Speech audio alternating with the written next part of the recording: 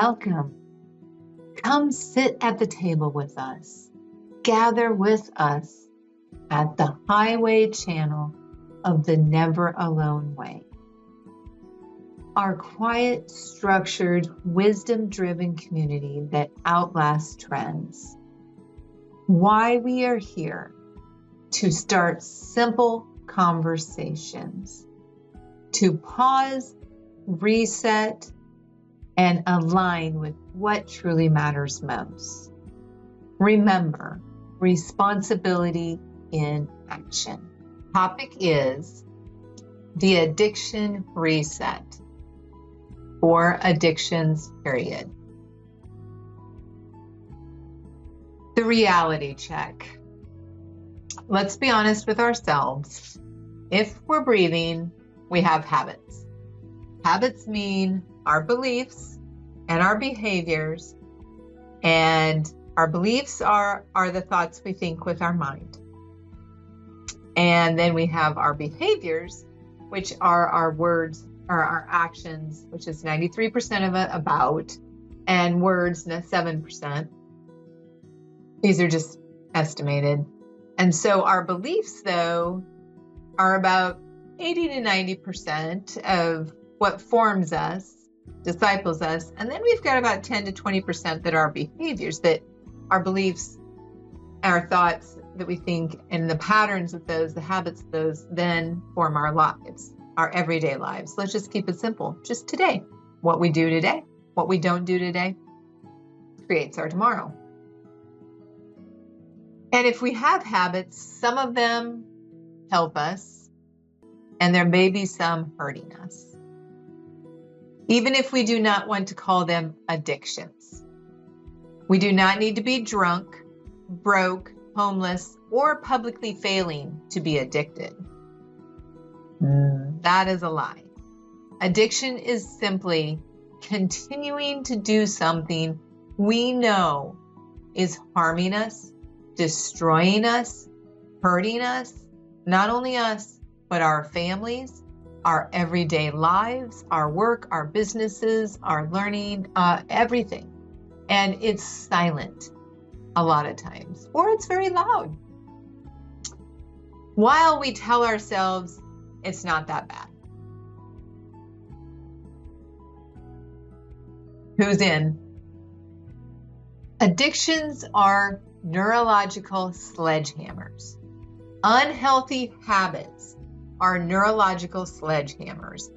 They are creating and forming our neurological pathways. Our brain, our spinal cord, our nervous system, and all of our neurons, our cells, the memories in our cells, addictions or unhealthy habits, aka our neurological sledgehammers. And most of us are experts at that. We justify, we minimize, we spiritualize, we rationalize, but deep down, we already know. So now that we've had the reality check, let's move on to, how do we know this? How do we know we have this? Well, what are we doing? No diagnosis required here. Number one door, we ingest it. Anything we can put into our body, from drugs to alcohol to supplementations to pills to foods. Foods can be on, the other door too. There's two, which I still feel are one, but there's two categories here.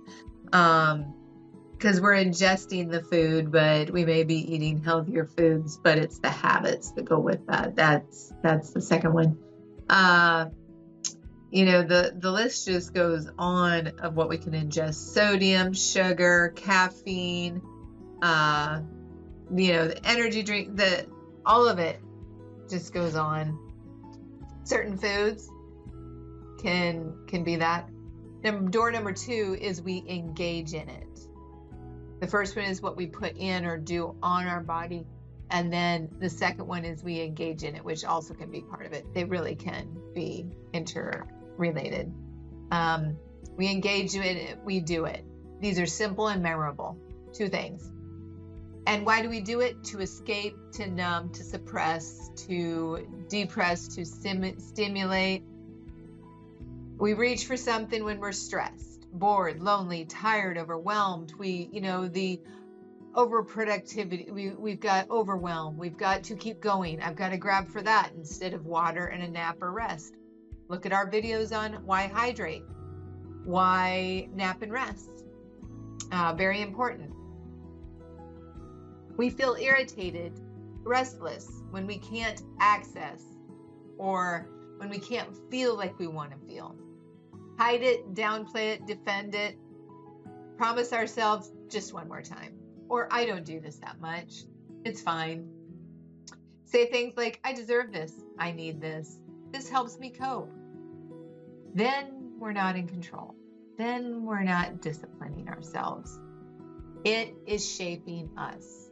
Anything shaping us is forming who we are becoming and who we currently are.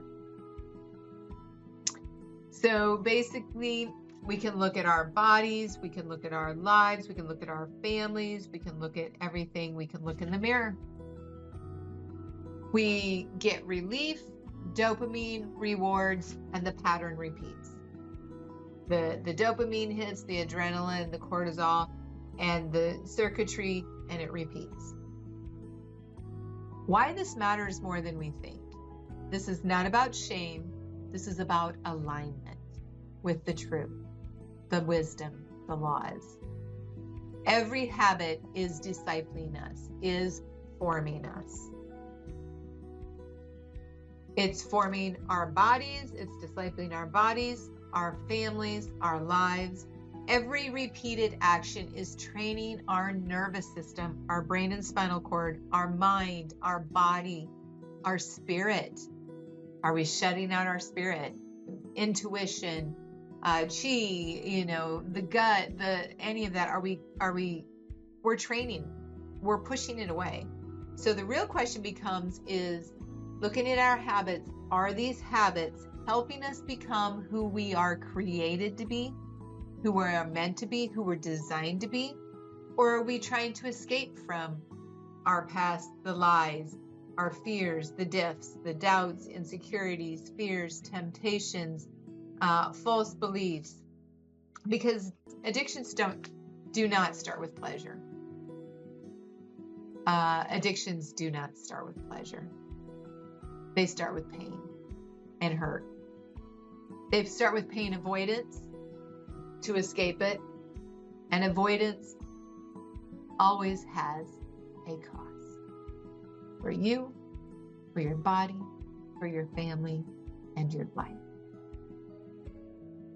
So the reset, the addiction reset, what it actually is. A reset is not about, okay, I'm going to quit this forever. It is not white knuckling it. It is not punishment. A reset is a pause with principles and action and truth. It is saying we are going to stop long enough to see clearly again. We are going to stop long enough to see clearly again. We are going to get clean. We are going to, we're just going to first of all get clean. We're going to stop long enough so we can see clearly. Because I'm going to tell you, trying to talk to somebody that is on an addicted dopamine high or looking for their next dopamine hit, and that is what honestly, it doesn't matter what addiction it is. There is no rationalizing, or they're going to talk the talk and go on and keep doing it. You have to get clean. That's the first area. The reset creates space. Space reveals the truth. If we can get clean, we can see clear. Truth gives us a choice. Without a reset, we are not choosing, we are reacting. And when we deal with people who are high on what we can call our drug of choice, that can be any of the above that we've talked about and so much more that we may be addicted to, we're not able to think clearly. We have to get clean to do that inner work. So then we've got the habit, the reset, and a replacement. The habit, this is the behavior. Okay, on the behavioral side, we've got our beliefs, the ruts, picture, and then we've got our weeds, the mold, the icky, the gross that's on top, right? That grows out of the beliefs, that comes out of the beliefs. Behaviors, alcohol, porn, hypersexuality, scrolling, food, overworking, gambling, shopping, control, drama, gossiping, isolation, people pleasing, pills, drugs, smoking, nicotine, vaping, the list just goes on. Gossip, I think I said that, drama, any of it. The habit is never the rut. The habit is the behaviors on top. It's the symptoms. It's the effects. It's the outcomes. It's the fruit, good or bad. So then we've got the reset. We intentionally stop the habit for a defined period. Why? Because we need clarity. We need to be able to, because clarity cannot exist where constant stimulation flows.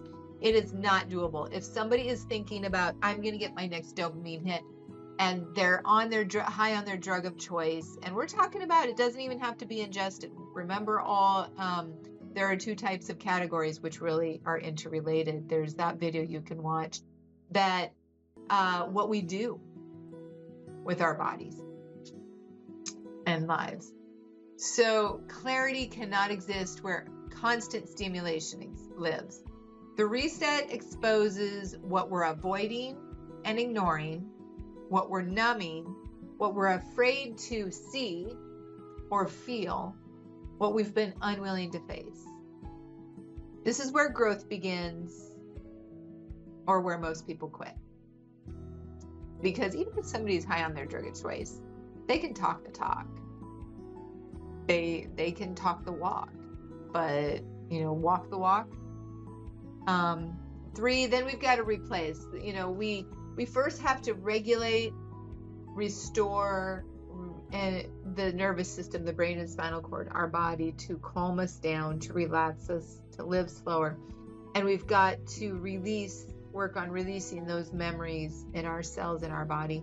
Then we've got to, then once we do that, then the truth can be revealed. We can recognize it. Awareness. Excuse me. Then we go on to, okay, what do we have to replace for the behaviors, the roots? Okay, we take out the weeds. We've got to have flowers, so we've got to plant. What seeds are we going to plant below this? And if we remove the weeds at the top, the roots are still there. But if we remove the roots too, what are we going to replace it with? Or more weeds are going to grow. And unhealthy habits, addictions, vices, errors, sins. So we've got to replace it with the beautiful, the flowers, healthy habits. And otherwise we'll return to it. Always, always. That's why many people they keep returning to their addictions or to treatments. So we replace destruction, harm, and hurt with alignment, truth, help, joining, uniting, go from sickness to health, restoration, prevention. Replacement is not optional. It is the difference between relapse and renewing our life, refreshing our life, resetting our life, being who we are, who you are. It's all in you. It's not outside of you. So then we've got quiet time, the non-negotiable foundation. You can check out a video on our site, about quiet time. It does wonders. It does wonders. Quiet time is not a suggestion. It is one of the most important actions we can take, and the getting clean. At any point in our life, actually, getting clean, staying clean, being clean. Quiet time is where we stop running. We stop avoiding. We stop ignoring. We stop numbing. We stop performing. We stop lying to ourselves. And we finally listen. No phones, no screens, no noise, no distraction. We're not talking meditation. We're not talking you have to chant here. We're talking true quiet time. Jesus went off many times. I think there's different things you know from our video, and also converse with us, ask us. Quiet time is beautifully designed. No escape, just stillness, breath, truth, and alignment. Sitting with yourself, your spirit, God, if you want to call it. You may have another name, infinite intelligence. There's names all the way around the world. If we won't sit with ourselves, we will always need something else to sit instead of ourselves. Quiet time retrains our nervous system, our brain and spinal cord, and our body. It restores discernment, discretion, discipline. It connects us to what truly matters most, instead of disease, disaster, and destruction. What truly matters most? The filter. This is the question that cuts through every excuse. Does this particular habit, beliefs, and behaviors move us closer to or further from what truly matters most? A lot of us can say this truly matters most, but we're actually doing this and it's moving it away. We don't understand how misaligned we are with being able to follow the truth, practice, apply, and live. We were never taught it. We never learned it. We were shown different ways, coping mechanisms, survival techniques, our past conditioning and programming. Okay, but no more excuses, no more lies. Not what feels good, not what is to avoid our discomfort, not what everyone else is doing. What actually matters? Our body matters, our integrity, our family, our mental and physical health, our peace, our calling, and our future. If a habit costs us all of these things, it is not harmless. It's destroying, hurting, and harming us and everyone. The invitation, not the threat. We do not change because we are scared. We change because we're ready to live aligned with the truth. We've had enough. We're tired of it. We're ready for the highway, not the low way and the hard way, the highway and the easy way. The reset is an invitation to stop lying to ourselves, to stop managing our symptoms and conditions, to stop outsourcing our peace, and to start living awake, present, and free. We are not broken. We are not weak. You are not broken. You are not weak. We are trained. Our nervous system is trained. Our body is trained. Our mind is trained. And our spirit, our intuition, our chi, whatever you want to name it, is being ignored and avoided. And training can be changed. We can train ourselves a new way. So the line in the sand, with the line we draw today, we no longer ask, is this bad enough to quit? No one has to go to rock bottom to quit or turn their lives around. Their unhealthy habits, their addictions. No one has to go to rock bottom. We ask, is this worthy of the life we are called to live? Of who we already are, who we were made to be, right here, right now. It's in every single one of us, otherwise we wouldn't be living. And if the answer is no, we reset. Is this the worthy of the life we are called to live? No. We reset. We replace. We rewire. We return to what truly matters most. Together. We call you higher, to level up, to, as wise actions, bring clarity, discipline, responsibility, rewards, aka miracles. We like to say that we don't need to ask for the miracles when we're preventing and being proactive. Remember ignorance, and when we are sottish, rebellious, obstinate, foolish, these actions bring consequences, errors, vices, addictions, sins, etc. This is not just bad behavior. It rewires our identity, our personal reality. It rewires our mind and body. So no more excuses, no more lies. Until we are together again, let us all choose the highway and what truly matters most. Use what we can, leave the rest, revisit when we are ready. Remember, responsibility in action. No one nor family shall do life alone, so please do reach out and connect with us and take care.